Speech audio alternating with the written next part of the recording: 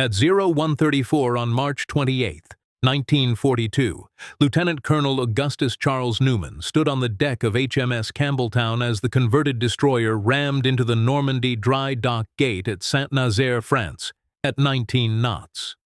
38 years old, veteran of the Great War, commander of No. 2 Commando. Zero doubt this would be the most dangerous night of his life. The impact threw Newman forward against the bridge railing. Steel screamed as Campbeltown's bow crushed 40 feet into the massive caisson gate. The destroyer carried 4 tons of delayed action explosives packed into steel drums welded inside the bow compartment. Those explosives were set to detonate in 8 hours. Newman had exactly 8 hours to complete the mission and evacuate 611 commandos before Campbeltown turned into the largest bomb ever detonated in occupied France. Newman had been born in Chigwell, Essex, in 1904. Joined the Essex Regiment in 1923 at age 19. Served 9 years before transferring to the Territorial Army in 1933. He was working as a building contractor when war broke out in 1939. The Army recalled him immediately. He was posted to the newly formed Commando units in June 1940. The Commandos were Churchill's idea, elite infantry trained for raids on occupied Europe. Small units, highly trained, capable of hitting targets conventional forces couldn't reach. Newman commanded No. 2 Commando, 600 men organized into troops of 50. They trained in Scotland, brutal conditioning in the Highlands, learning to march 50 miles in 24 hours, to fight at night, to operate behind enemy lines without support. The training killed some men, broke others. Those who survived became the most dangerous infantry in the British Army. Newman had personally selected every officer in his unit. He knew their strengths, their weaknesses, who could be trusted under fire. Tonight, he would find out if that trust was justified. The Normandie dock was the only facility on the Atlantic coast capable of servicing the German battleship Tirpitz, 1,148 feet long, 164 feet wide, 59 feet deep. The dock gates weighed 1,500 tons each. The dock had been built in 1932 for the French ocean liner SS Normandie, the largest passenger ship afloat at the time. The liner was 1,029 feet long, which meant the dock had to accommodate vessels over 1,000 feet. Tirpitz was 823 feet long, 118 feet wide, displaced 52,600 tons, fully loaded. She carried 8 15-inch guns in 4 turrets, 12 5.9-inch secondary guns, and could make 30 knots.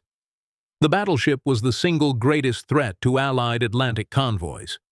If Tirpitz left Norwegian waters and reached the Atlantic, she could destroy convoy routes. British naval intelligence knew what the dock meant. Tirpitz couldn't be repaired anywhere else on the Atlantic coast. Brest had dry docks, but none large enough. Cherbourg had facilities, but they were vulnerable to RAF bombing. Saint-Nazaire was different. The Normandy dock was massive, heavily defended, located 250 miles from Britain, too far for effective bomber raids. The dock had concrete walls 15 feet thick, steel gates that could withstand torpedo impacts, pumping systems capable of draining 60 million gallons in 4 hours. If Tirpitz was damaged in Atlantic operations, she could reach Saint-Nazaire, enter the Normandie dock, receive repairs, and return to operations within weeks. Churchill himself had ordered the raid. Destroy the dock.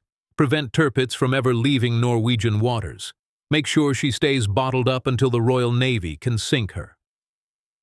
The Prime Minister had been briefed on the operational plan in February 1942. He approved it personally, knowing the casualties would be severe. The raid was designated Operation Chariot.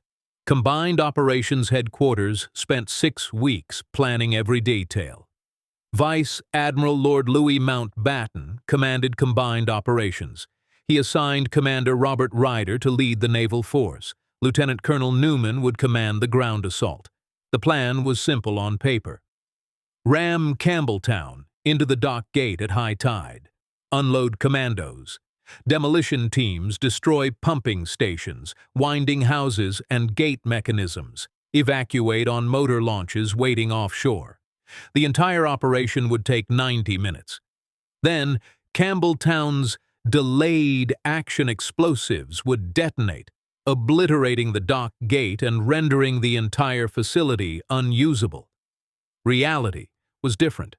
Saint-Nazaire was defended by the German 333rd Infantry Division. 6,000 men, 43 gun positions, 28 anti-aircraft batteries, searchlights covering every approach. The Loire River estuary was 5 miles wide at the mouth, narrowing to less than 1 mile at Saint-Nazaire. German gunners had interlocking fields of fire across the entire approach. Any vessel sailing up the estuary would be illuminated and destroyed long before reaching the docks. The defenses had been catalogued by British intelligence over 6 months of reconnaissance. RAF photo reconnaissance Spitfires had flown 23 missions over Saint-Nazaire, photographing every gun position, every searchlight, every patrol boat anchorage. Agents in France had provided detailed maps of the dock layout, the locations of German barracks, ammunition storage, fuel dumps. The intelligence was comprehensive, but it couldn't solve the fundamental problem: how to get 611 Commandos past 6,000 German defenders and into the dock complex. Newman's plan depended on deception. Campbeltown was disguised as a German Mu-class torpedo boat. Her 4 original smokestacks had been cut down to 2, matching German silhouettes. The ship's profile had been altered at Devonport Dockyard. Carpenters removed the forward funnel and the aft funnel, leaving only stacks 2 and 3. Additional plating was welded to the hull to change the shape. From 500 yards in darkness, Campbeltown looked German. She flew the Kriegsmarine ensign. The German naval ensign, black cross on white background with the swastika in the upper canton. Campbeltown was HMS Buchanan before conversion, a Town-class destroyer transferred from the United States Navy to the Royal Navy under Lend-Lease in September 1940. She displaced 1,090 tons, measured 314 feet long, could make 35 knots with her Parsons steam turbines. Her original armament included 4 4-inch guns, 1 3-inch anti-aircraft gun, 6 20mm Oerlikon cannons, 6 21-inch torpedo tubes. Most of that armament was removed for Operation Chariot. Weight had to be reduced so Campbeltown could cross the shallow sandbar at the Loire River mouth. The ship's draft was reduced from 14 feet to 11 feet by removing armament, fuel tanks, everything non-essential. The Commandos would provide the firepower once Campbeltown reached the dock. The explosive charge in the bow was the ship's real weapon, 24 Mark VII depth charges packed into the bow compartment. Each depth charge contained 290 pounds of Amatol explosive. Total explosive weight, 6,960 pounds, 3.48 tons.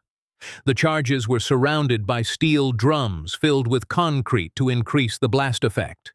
The entire package was welded into place, impossible to remove quickly. The detonator was an 8-hour pencil fuse, a chemical time delay mechanism. At 0130, the fuse would be activated. At 0930, the charges would detonate. But Newman had convinced higher command to extend the delay to 8.5 hours, giving the Commandos more time to evacuate. The explosion would be catastrophic when it came. 18 motor launches followed behind Campbeltown. The launches were Fairmile B-class motor launches, 112 feet long, wooden hulls, powered by 2 Hall-Scott Defender petrol engines producing 1,200 horsepower total. Maximum speed, 20 knots in calm water, less in rough seas. Each launch was armed with twin Vickers machine guns, a 2-pounder pom-pom gun forward, and depth charges. But the launches weren't designed for combat. They were coastal patrol vessels intended for anti-submarine work in calm waters. taking them across 250 miles of open ocean to assault the most heavily defended port on the Atlantic coast was insane. The launches carried 44 commandos each, 16 motor launches in total. 44 times 16 equals 704. Commandos. But not all launches would reach Saint-Nazaire. Some would break down, some would be sunk by German fire. The plan assumed 30% losses among the launch force. The force had sailed from Falmouth on March 26 at 1400 hours, 611 commandos divided among the launches and Campbeltown. The commandos were organized into assault groups with specific targets. Group 1, 75 men aboard Campbeltown, assigned to destroy the pumping stations and winding houses immediately adjacent to the Normandie dock. Group 2, 44 men aboard motor launch 177, tasked with destroying the lock gates at the old entrance. Group 3, 44 men aboard motor launch 192, assigned to blow up the swing bridge connecting the dock to the shore. Each group had been training for 6 weeks on mock-ups built from intelligence photographs. They knew every target, every approach route, every German position. Each commando carried a Thompson M 1928 A1 submachine gun, the classic Tommy gun. 45. ACP caliber, 30-round box magazines, rate of fire 600 rounds per minute. Effective range 50 yards. The Thompson was heavy, 10.8 pounds loaded, but devastating at close range. Perfect for the street fighting Newman expected. Each man carried 6 spare magazines in canvas pouches, 180 rounds total, plus 30 rounds in the loaded magazine, 210 rounds per man. They also carried Mills bombs, the standard British hand grenade. Each commando had 4 grenades, clipped to his webbing. The Mills bomb used a 4-second fuse, detonating with 174 fragments of cast-iron shrapnel. Lethal radius 10 yards. The demolition teams carried additional equipment, satchel charges packed with Nobel 808 plastic explosive, electrical detonators, safety fuse, crimpers.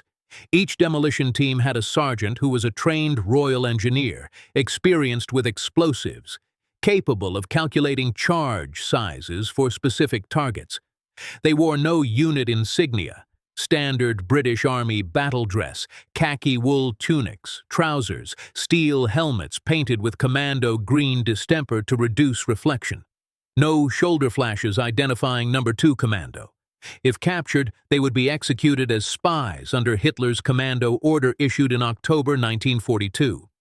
Actually, that order hadn't been issued yet. It would come later. But Newman knew the risk. Commandos operating in civilian clothes or without proper identification could be shot on capture. The voyage from Falmouth had taken 28 hours. The flotilla sailed west first, into the Atlantic, staying 60 miles offshore to avoid German patrol aircraft operating from Brest and Lorient. Then they turned south, approaching Saint-Nazaire from the open ocean rather than along the coast. The weather was rough. Force 4 winds, 8-foot seas. The motor launches pounded through the waves, taking water over their bows. Commandos spent the voyage seasick, huddled below decks, unable to eat. Some vomited continuously for 20 hours. Newman spent the voyage on Campbeltown's bridge with Commander Ryder and Lieutenant Commander Beatty. They reviewed the operational plan endlessly, discussing contingencies, alternate approaches, what to do if German shore batteries opened fire early. The plan depended on surprise. If the Germans realized Campbeltown was British before she reached the dock, the entire force would be destroyed in the estuary. There would be no second chance. The approach up the estuary had been nerve-wracking. German shore batteries tracked the flotilla but held fire. The Kriegsmarine recognition signals were working. Leading signalman Pike had captured German signal codes during a raid on the Lofoten Islands in December 1941. Those codes were 4 months old, but apparently still valid. Campbeltown maintained 12 knots, appearing unhurried. The launches stayed in formation, 2 columns following the destroyer, From shore, they looked like a German convoy returning from patrol. The estuary was minefield, but the flotilla had current charts showing the swept channels. British intelligence had obtained the German mine maps through an agent in France. The channels were marked with buoys visible in the moonlight. Campbeltown followed the markers precisely. One deviation meant hitting a mine. The destroyer would sink in minutes, taking 75 Commandos and 4 tons of explosives down with her. Newman stood on the starboard bridge wing, watching the south shore slide past. He could see the silhouettes of buildings against the night sky, church steeples, warehouse roofs. Closer, maybe 800 yards. German searchlights swept the water periodically but never locked onto Campbeltown. The deception was holding. At 0120, the flotilla passed the outer harbor defenses. Shore batteries at Point de Lève tracked them with searchlights but didn't fire. A German patrol boat passed 200 yards to port, heading seaward. The patrol boat's crew waved. Sailors aboard one of the motor launches waved back. The surreal normality was terrifying. At any moment, the Germans could realize what was happening. One suspicious harbor master, one alert gunnery officer, one patrol boat radioing for confirmation, and Operation Chariot would end in catastrophe. At 1:27, Campbeltown crossed the sandbar into the inner harbor. The ship's draft was exactly 11 feet. The sandbar depth was 11 feet 3 inches at high tide. Campbeltown scraped bottom, metal grinding on sand, for 50 yards. Then she was through, into deep water. The Normandie dock was visible ahead, massive gates, floodlights illuminating the concrete walls. German engineers were working on the gates, maintenance crews, oblivious to the British warship approaching at 12 knots. At 1:30, a German signal station challenged them with an Aldous lamp. Morse code, rapid flashing from a tower near the submarine pens. Identify your vessel, state your purpose. Lieutenant Commander Stephen Beatty, commanding Campbeltown from the bridge, signaled back using captured codes. Proceeding up harbor pursuant to orders. Torpedo damage. Request permission to dock. The signalman at the tower hesitated. Something wasn't right. The recognition code was correct, but this ship's profile didn't match German records. He requested clarification. Beatty signaled again. Urgent. Require immediate dockside assistance. The signalman checked his reference book. The code was valid, but orders required all unscheduled arrivals to be confirmed with harbor headquarters. He reached for his telephone. That 4-minute hesitation was fatal for German defenses, but gave Campbeltown the window she needed. Campbeltown accelerated to 19 knots. The Kriegsmarine ensign came down. The white ensign went up. British colors, the flag of the Royal Navy.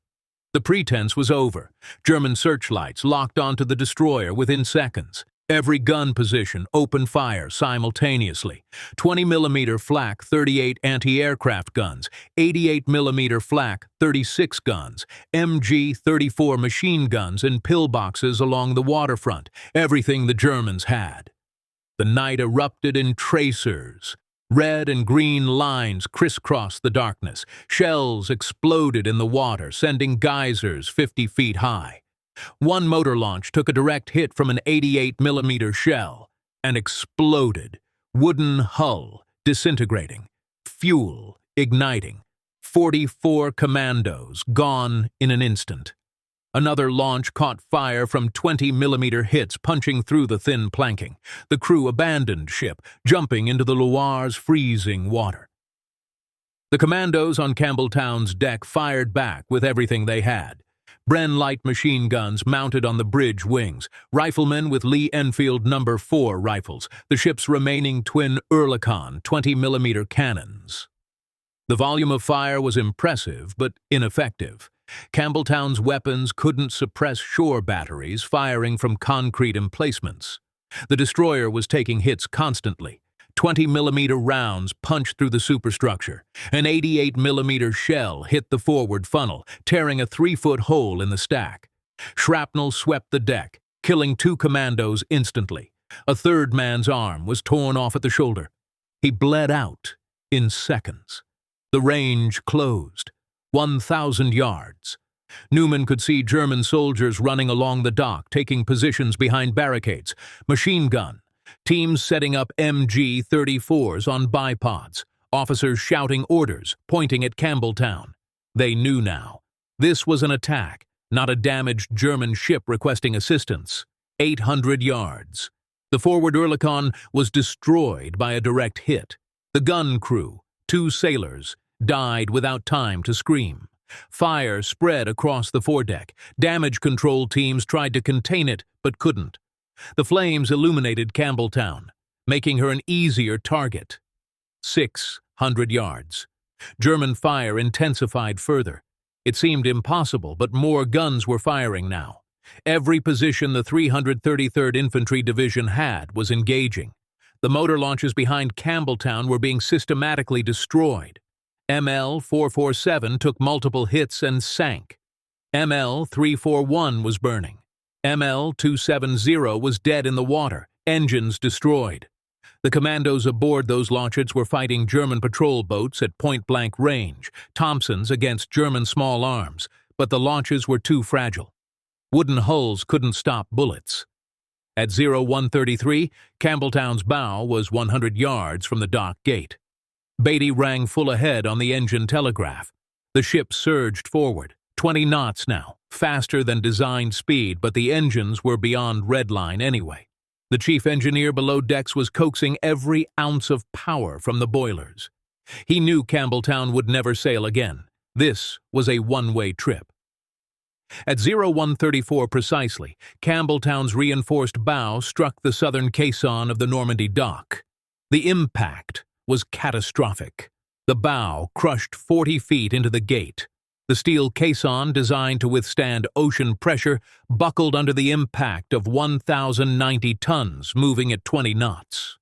The collision drove the bow compartment, packed with 24 depth charges surrounded by concrete and steel drums, deep into the gate structure. The charges were now wedged inside the caisson itself. When they detonated, the gate would cease to exist. The impact threw every man on deck forward. Newman hit the bridge railing hard enough to crack 2 ribs. He didn't notice. Commandos scrambled to their feet, grabbed weapons, prepared to disembark. German fire was still pouring into Campbeltown from 3 directions. The ship was a stationary target now, bow embedded in the gate, stern swinging with the tide. 2 scaling ladders were deployed from Campbeltown's port side. The commandos climbed down onto the dock. 75 men moving fast despite the fire. Newman went down first. Officers led from the front in No. 2 Commando. He hit the dock surface, Thompson in hand, looked left and right. German positions were everywhere. Warehouse windows 100 yards away, flashing with rifle fire. A machine gun nest on a warehouse roof. MG-34 traversing toward the commandos.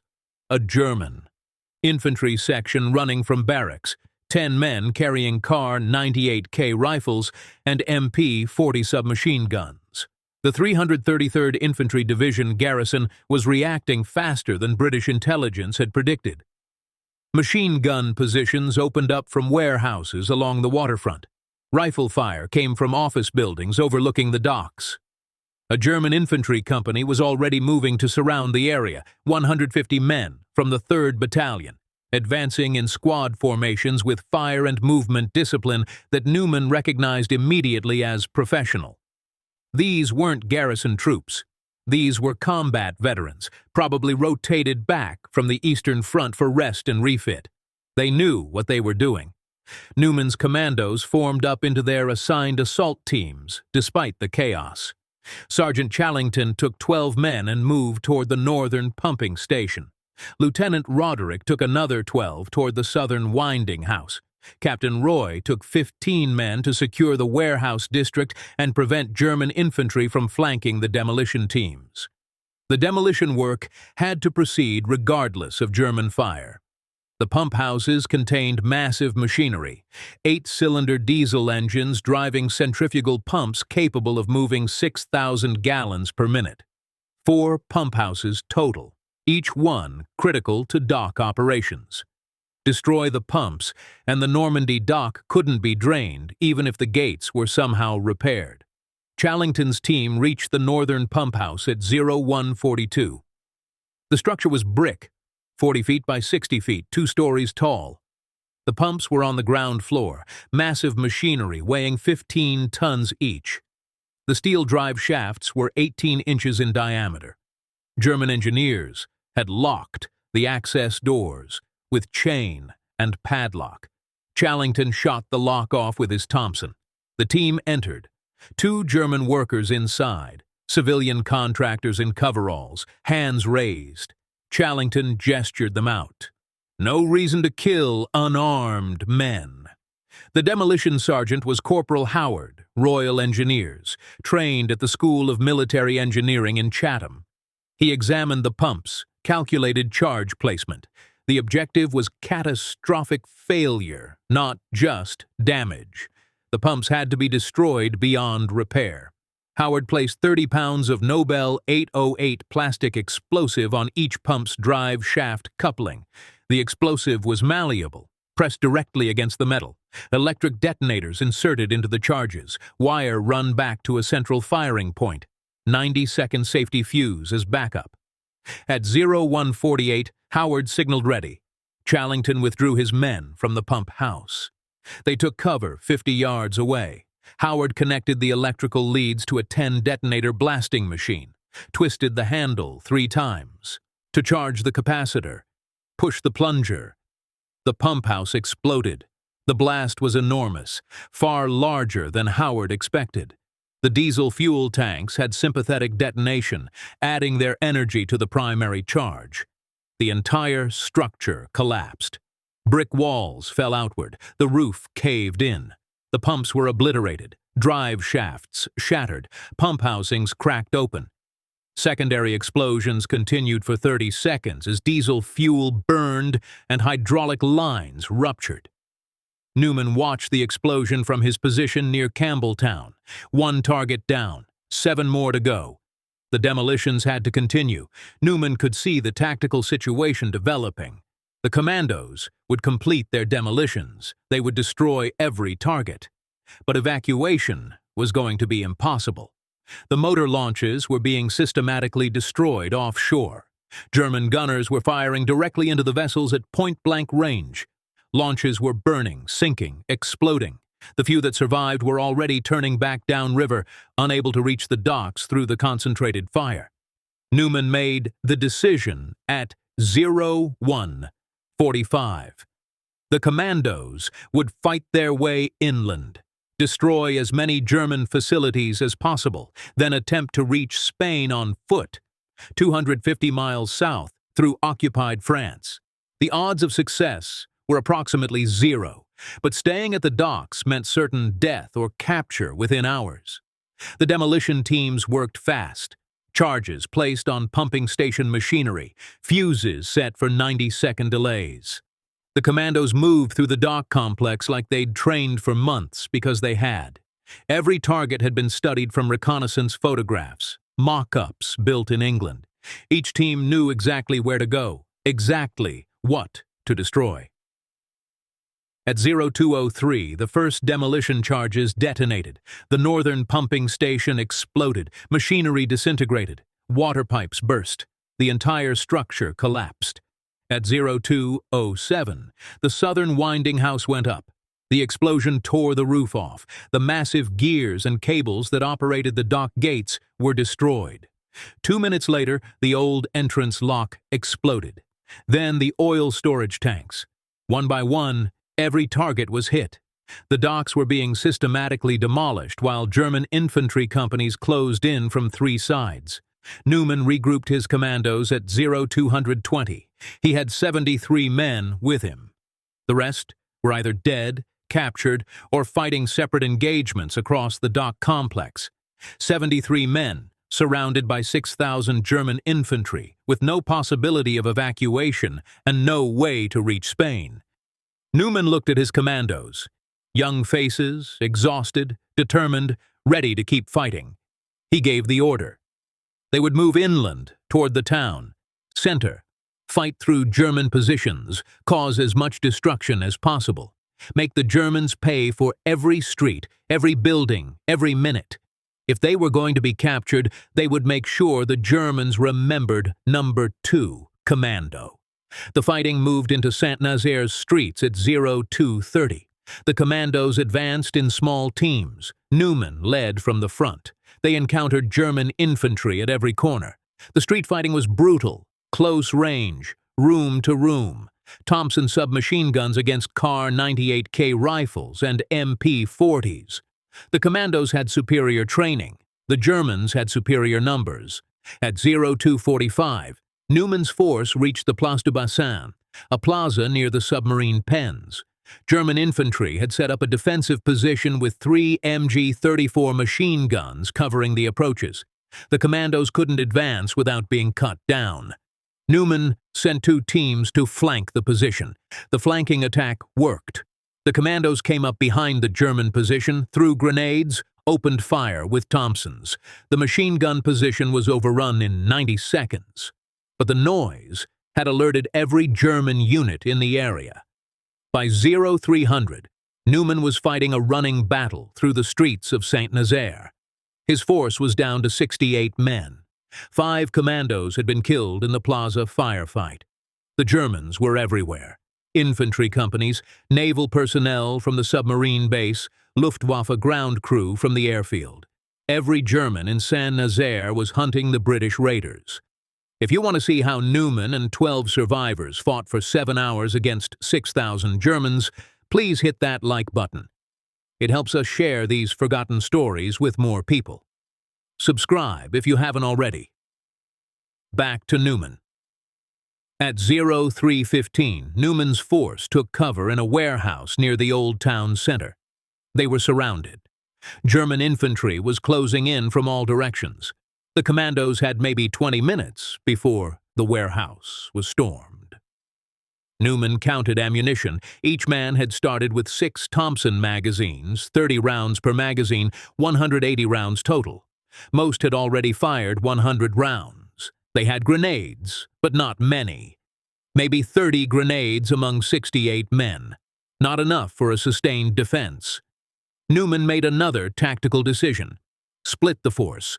Small teams would have better chance of evading German patrols. Maybe some Commandos could reach Spain. Maybe a few would survive. He divided the 68 men into teams of 8 to 10. Each team would break out in different directions. Rendezvous point was a farmhouse 12 miles south if anyone made it. The teams moved out at 03:30. Newman took 12 men with him, the youngest Commandos, the ones he thought had the best chance of survival.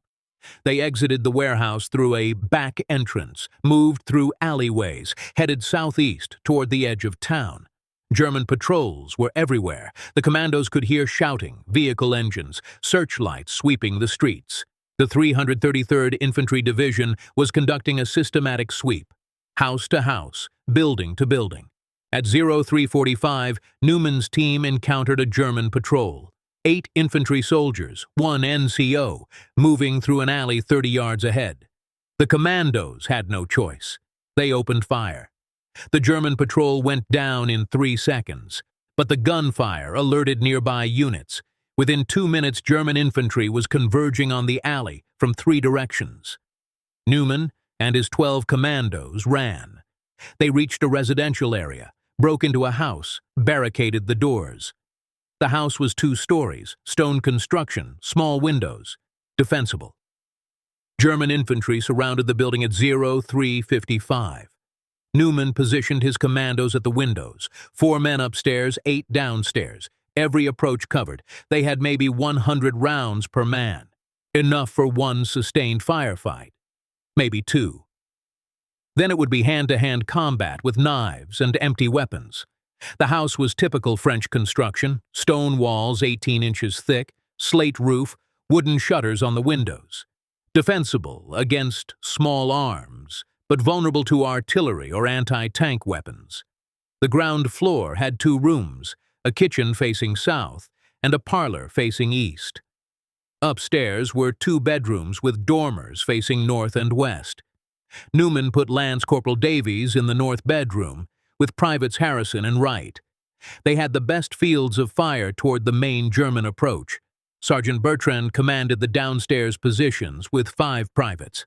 Newman stayed mobile, moving between positions, coordinating fire, conserving ammunition.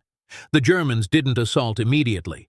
They took positions in surrounding buildings, established fields of fire, brought up reinforcements. Newman watched them through a shuttered window. He could see at least 40 German soldiers in positions he could identify. Machine gun teams setting up MG-34s behind stone walls. Riflemen taking prone positions behind street barricades. Officers with binoculars studying the house from a second-story window 80 yards away. The Germans weren't going to risk casualties with a frontal assault. They would wait for orders, bring up heavier weapons, then reduce the house to rubble with artillery or anti-tank guns. Smart tactics. Newman would have done the same thing. At 0410, a German officer approached under a white flag. Lieutenant Keller from the 3rd Battalion, 333rd Infantry Division.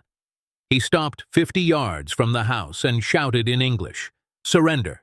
You are surrounded. You cannot escape.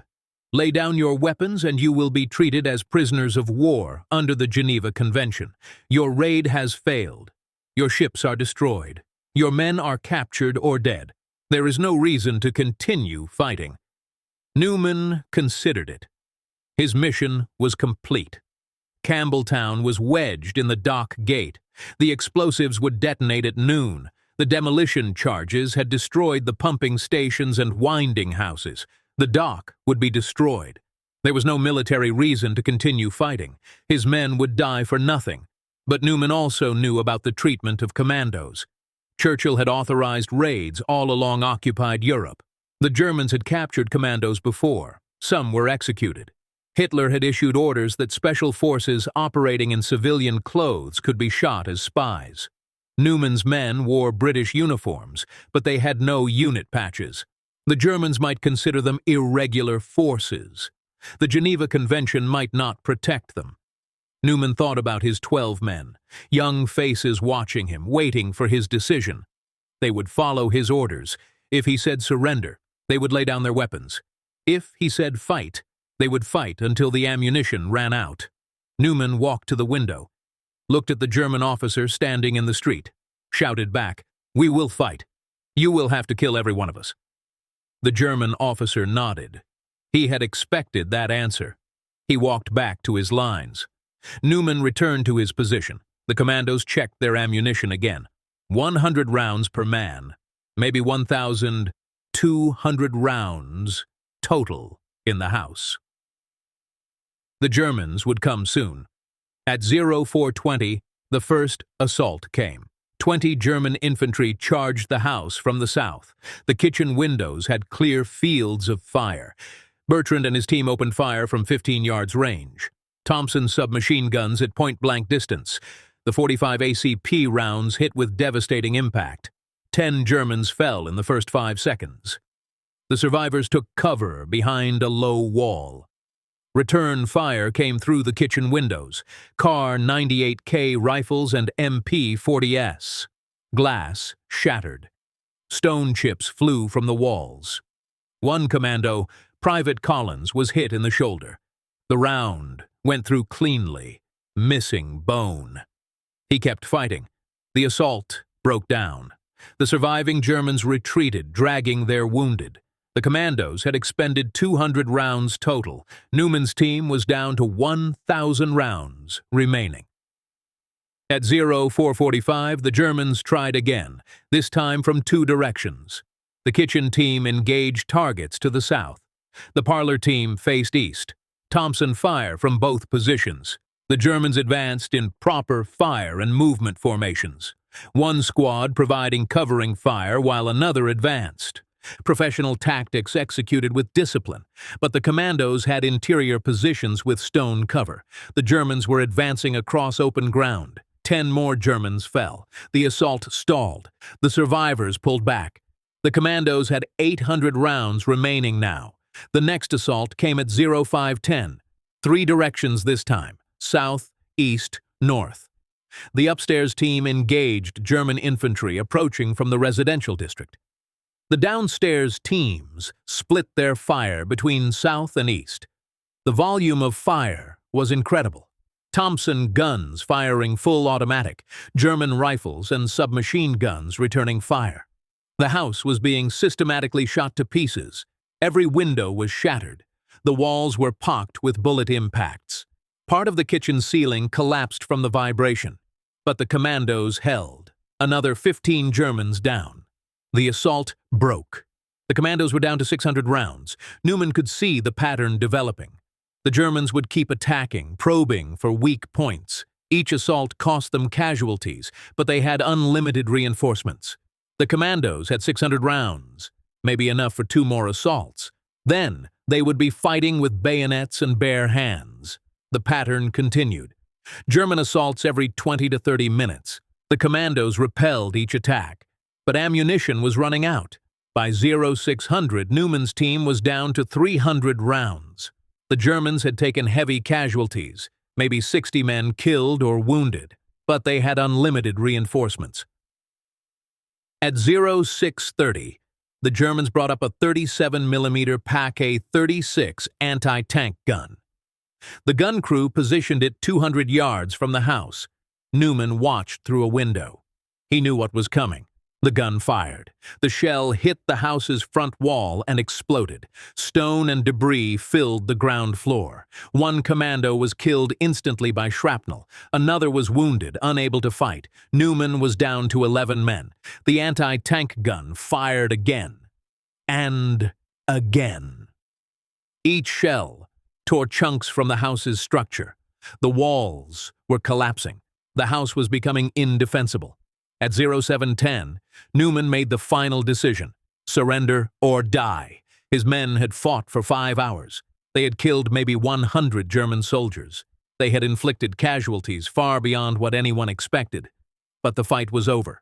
Newman ordered his men to lay down their weapons. They walked out of the ruined house with their hands raised. German infantry swarmed them immediately. The Commandos were pushed to the ground, searched, restrained. Newman counted his survivors, 11 men plus himself, 12 total. The rest of his 73-man group had been killed or captured in separate engagements across Saint-Nazaire. The Germans marched Newman and his survivors to a collection point, near the submarine pens. Other captured commandos were already there, maybe 50 men total, faces bruised, uniforms torn, hands bound, but alive. Newman asked a German officer about casualties. The officer refused to answer. But Newman could see medical teams working across the dock area, stretchers carrying wounded German soldiers, bodies covered with tarps. The 333rd Infantry Division had paid heavily for this night. At 0900, the shooting stopped. The battle for Saint-Nazaire was over. 611 commandos had attacked the most heavily defended port on the Atlantic coast. 169 were killed. 200 were captured. 5 escaped to Spain. Campbeltown still sat wedged in the Normandie dock gate. German engineers were already examining the wreck. They had found the bow compartment packed with explosives. They were attempting to defuse the charges.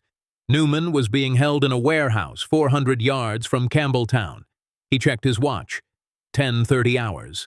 The explosives were set to detonate at noon, 90 minutes. At 11:35, German officers brought senior Kriegsmarine commanders onto Campbeltown for inspection. They wanted to see the British raider up close, study the modifications, understand how a destroyer had been disguised as a German torpedo boat. 40 German officers and engineers were aboard Campbeltown at noon. At 1200 hours, 4 tons of explosives detonated inside the bow compartment. The explosion was heard 15 miles away. Campbeltown disintegrated. The dock gate was obliterated. The entire front of the Normandie dock collapsed into the Loire River. Every German officer aboard Campbeltown died instantly. The shock wave shattered windows across Saint-Nazaire. Debris rained down for 5 minutes. Newman heard the explosion from the warehouse. He smiled. The mission was complete. The Normandie dock was destroyed. Tirpitz would never reach the Atlantic. The war in the Atlantic had just been won. The Germans were furious. They had been tricked, humiliated. Their most senior naval officers were dead. The dock was unusable. Kriegsmarine headquarters ordered immediate investigation.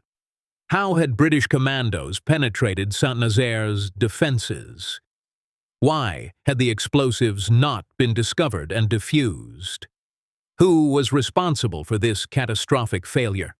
Newman and the captured commandos were interrogated for weeks. The Germans wanted to know everything. Unit strength, training, equipment, who gave the orders. Newman gave them nothing. Name, rank, serial number, nothing else.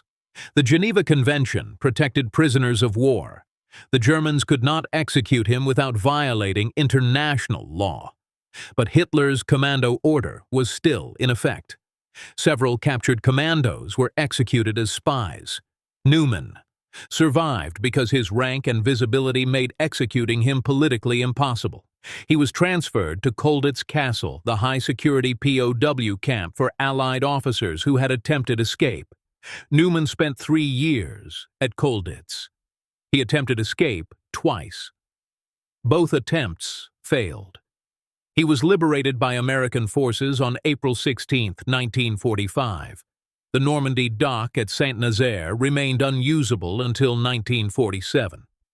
German engineers attempted repairs, but lacked the resources. The dock gates were never replaced during the war. Tirpitz never left Norwegian waters. She was eventually sunk by RAF Lancaster bombers on November 12, 1944, while anchored in Tromsø Fjord. 1,000 of her crew died. The battleship that could have won the Battle of the Atlantic was destroyed without ever firing her main guns at Allied convoys. Newman was awarded the Victoria Cross on June 19, 1945. The citation was read by King George VI at Buckingham Palace. For valor in continuing to fight after evacuation became impossible. For leadership under fire. For tactical decisions that saved lives and ensured mission success. 5 other men from Operation Chariot received the Victoria Cross. Lieutenant Commander Stephen Beatty for ramming Campbeltown into the dock gate.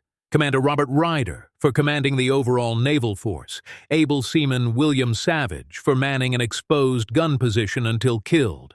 Sergeant Thomas Durant for fighting a German patrol boat while mortally wounded. Lieutenant Colonel Newman for commanding the ground assault and fighting for 7 hours against overwhelming odds. 6 Victoria Crosses from one operation. No other single raid in British military history produced so many awards for valor.